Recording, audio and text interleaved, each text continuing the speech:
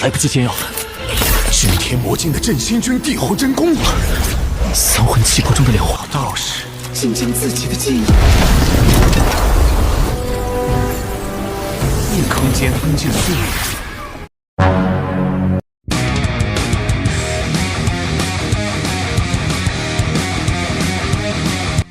Halo guys, kembali bersama Mimin di channel Dimensi Donghua. Di video kali ini, Mimin akan melanjutkan cerita Tales of Herdingard episode 94, yang dimana dalam cerita ini, Kinmu akan mengobati luka Kaisar. Namun Li Tianxing mencoba untuk menggagalkan rencana Kinmu. Bagaimana kelanjutan cerita selanjutnya? Ini dia, let's check it out.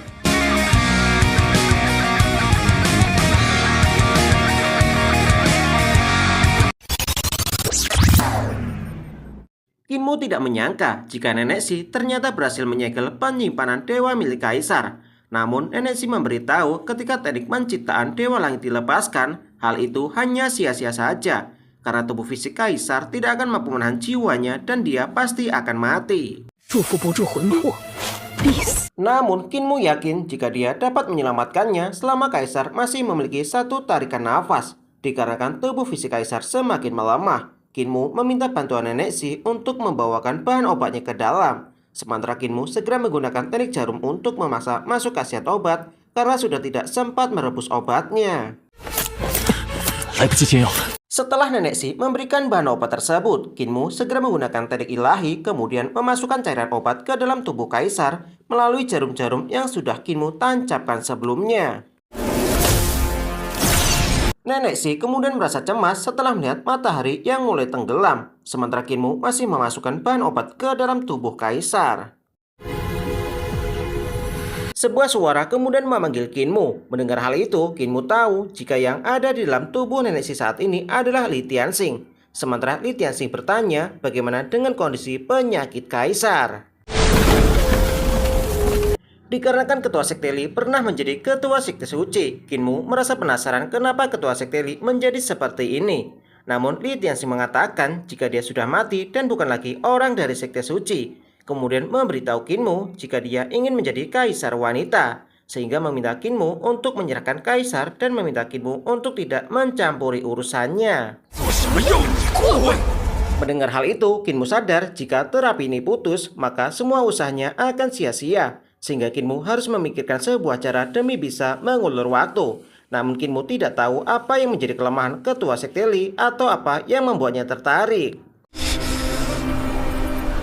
Tidak berselang lama setelah Li Tianxing berjalan mendekati Kinmu, Kinmu merasakan tekanan aura yang mengerikan berasal dari Grandmaster Ranah Jembatan Dewa.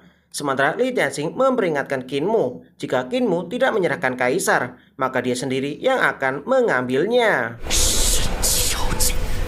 Namun Kinmu segera menancapkan jarum terakhir pada tubuh Kaisar, sehingga hal ini membuat Li Tianxing merasa terkejut. Dia mengetahui jika ini adalah teknik penciptaan elemen. Li Tianxing kemudian mengurungkan niatnya membunuh Kaisar untuk sementara waktu.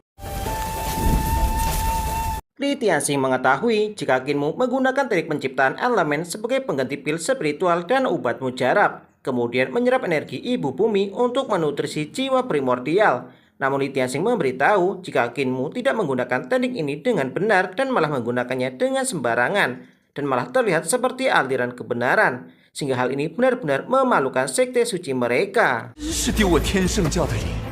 Mendengar hal itu, Kinmu kemudian teringat dengan ucapan leluhur yang dimana Li Tianxing begitu terobsesi dengan kultivasi hingga mengalami penyimpangan iblis. Li Tianxing tidak menyangka jika Kinmu juga menggunakan teknik penciptaan spiritual untuk menyembuhkan penyakit tersembunyi pada tubuh Kaisar, yang dimana hal ini sungguh menyanyiakan teknik hebat dengan hal sepele. Namun Li Tianxing terkejut ketika melihat teknik ini dapat digunakan untuk menstabilkan jiwa orang lain. Li Tianxing tidak menyangka jika dirinya yang mengkultivasikan kitab iblis surgawi agung dengan cara merebut dari orang lain, Kinmu gunakan untuk membantu orang lain. Meski kecepatan kultivasi Kinmu lambat, namun jiwa dan tubuh fisiknya luar biasa stabil. Li Tianxing mengakui jika bakat bawaan seseorang memang sulit untuk diubah sejak lahir. Namun metode kultivasinya bahkan mampu meningkatkan bakat alami. 抢夺他人造化。 Ketika pagi telah tiba, Li Tianxing kemudian sadar jika Qin Mu sengaja memperlihatkan berbagai teknik dan jurus hanya demi mengulur waktu. Meski malam ini Li Tianxing akan membiarkan Qin Mu lolos, namun besok malam dia akan membunuh mereka semua. Nenek Xi kemudian sadar dan bertanya kepada Qin Mu, apakah iblis tua itu melukainya.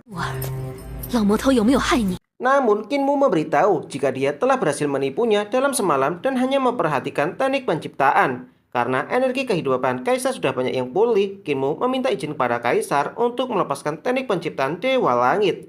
Namun setelah teknik ini dilepaskan, pagoda kematian tiba-tiba datang untuk mengambil jiwa Kaisar. Qin Mu tidak menyangka jika 2 dari 3 jiwa dan 2 dari 7 jiwa Kaisar terlepas dari tubuh, sehingga Qin Mu segera menggunakan teknik penarik jiwa untuk mengembalikan jiwa Kaisar, sehingga pagoda kematian kemudian perlahan menghilang.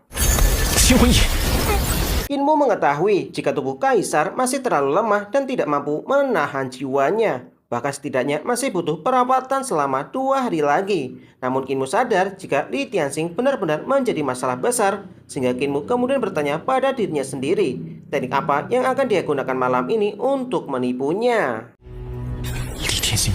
Singkat cerita, ketika malam telah tiba, Li Tianxing kemudian kembali datang untuk menemui Qin Mu. Sementara Kaisar yang tergoda oleh suara lembut tersebut merasa penasaran dengan sosok tersebut. Namun Qin Mu segera menghentikan aliran darah pada tubuh Kaisar. Li Tianxing kemudian memperingatkan jika hari ini Qin Mu tidak bisa menunjukkan trik yang baru, maka Kaisar ini akan dia bunuh. Namun Li Tianxing merasa terkejut setelah Qin Mu memperlihatkan teknik sejati penguasa bumi bintang Zen dari kitab Iblis Surgawi Agung. Li Tianxing merasa penasaran kenapa teknik yang digunakan oleh Qin Mu berbeda dengan teknik miliknya. Apakah masih ada catatan lain di dalam kitab tersebut? Li Tianxing kembali dikejutkan oleh kemunculan sebuah pintu, yang dimana di atas pintu itu terdapat sebuah tulisan sehingga membuat Li Tianxing merasa penasaran. Apakah itu merupakan aksara Youdu? Sementara Qin Mu menduga jika Li Tianxing tidak menguasai teknik sejati penguasa bumi bintang Zen yang sesungguhnya.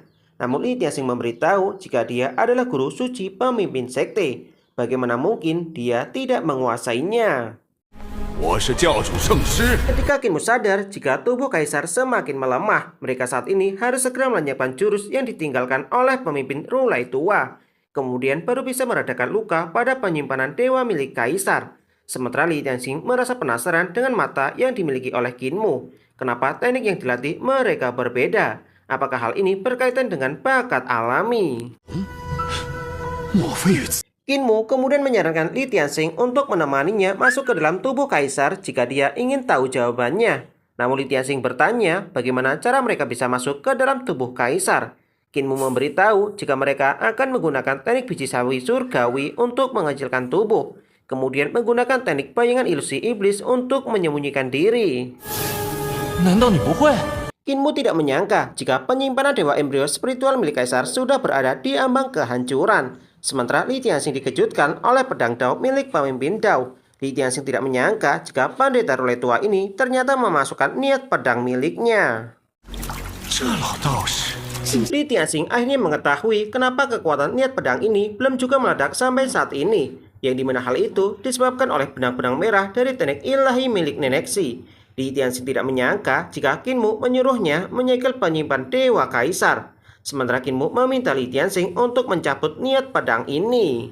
Qin Mu memberitahu jika apa yang dia perlihatkan sebelumnya merupakan teknik pemersatu agung yang telah dia pahami. Karena Li Tianxing sudah melihat teknik sejati Qin Mu, maka hal itu sama saja dengan menerima pengajaran dari guru suci pemimpin sekte saat ini. Sehingga Li Tianxing harus memberikan balasan. Bahkan jika dia tidak mau membantu, besok Qin Mu akan meminta bantuan kepada Nenek Xi untuk melakukannya. Mendengar hal itu, Li Tianxing segera menggunakan teknik penyegelan ruang untuk mencabut niat pedang di tempat ini. Li Tianxing kemudian bertanya apakah Qin Mu menguasai teknik ini. Qin Mu memberitahu jika dia tidak bisa menyegel niat pedang pemimpin Dao karena tingkat kultivasinya masih lemah. Akan tetapi, dia mendalami bidang aritmatika dan juga tahu bagaimana cara memasang segel ruang.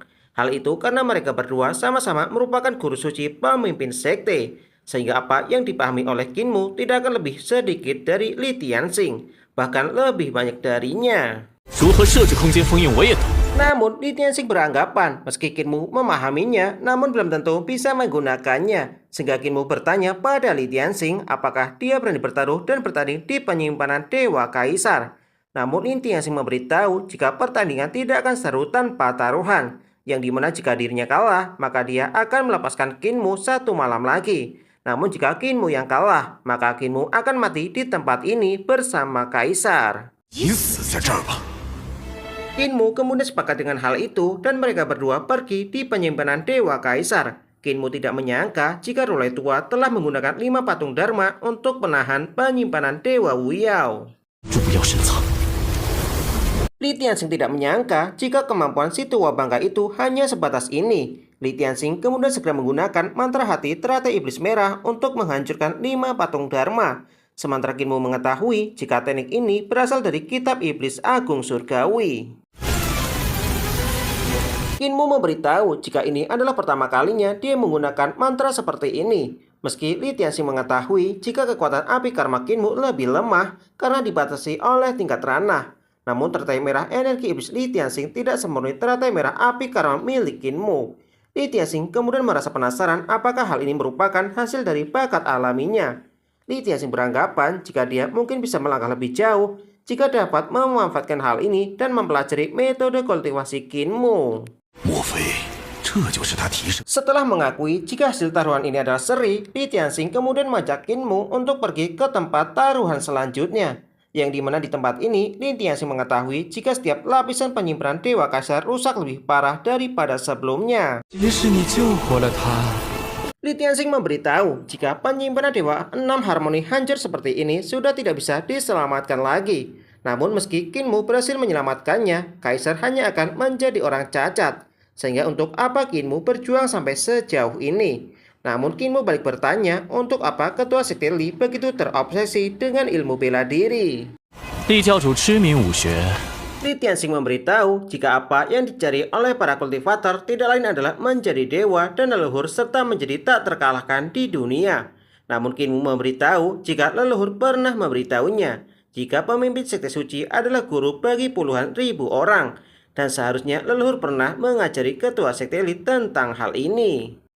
也这般教导过厉教主吧。 Namun Li Tianxing memberitahu jika leluhur telah kecewa padanya dan dia bukan lagi pemimpin sekte suci. Li Tianxing mengetahui jika seharusnya leluhur saat ini sudah tenang.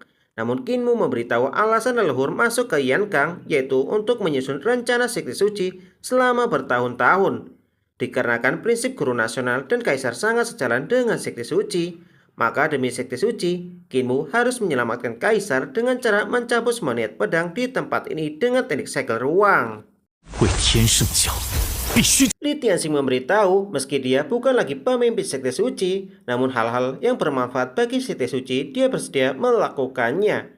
Li Tianxing juga mengakui wawasan dan kultivasi Qinmu, sehingga malam ini dia akan membantunya mempertahankan nyawa kaisar.